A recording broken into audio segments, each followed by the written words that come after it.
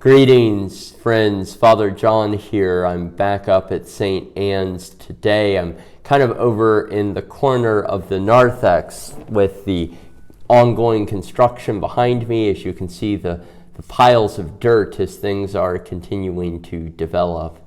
And I'm also sitting here because I've been contemplating recently our location as we sort of sit on the rise above Damascus. But as I commented when I first arrived to minister among you, as we sort of sit above the entire region around us, as the trees that are around us, if they were gone, I would be able to almost look with a straight shot back towards Rockville and eventually on towards the horizon into the district and everything that lies to our south.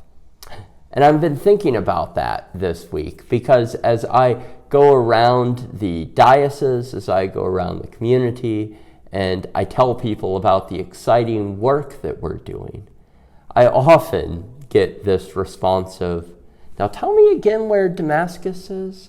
"Oh, it's up on the Frederick County line." Isn't that kind of out in the country? Isn't that sort of away from everything?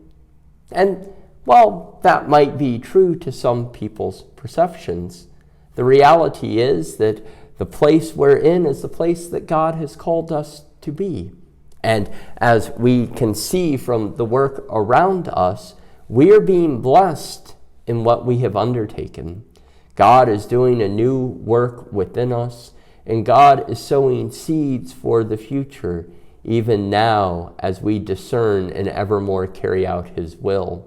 Even if by other people's standards, we're not where they would expect that source of work to be located. And I bring that up too because it puts me in mind of our Old Testament reading from this upcoming Sunday from the book of 2 Kings. We hear the great story of Naaman. Naaman was the commander of the armies of the king of Aram. Aram was a kingdom that encompasses much of what is modern-day Syria, Lebanon, parts of Iraq, and even southeastern Turkey. And Naaman came from a very strong and powerful location and place and seat of much influence. But Naaman had a difficulty. He suffered from leprosy. And as time went on, and as he commanded armies and captured more people, he came to find out and be aware of the healing powers that existed amongst the people of Israel. It was actually a servant girl to his wife who alerted him to the fact that a prophet in Israel could restore his health. So long story short, Naaman sets out and encounters the prophet Elisha.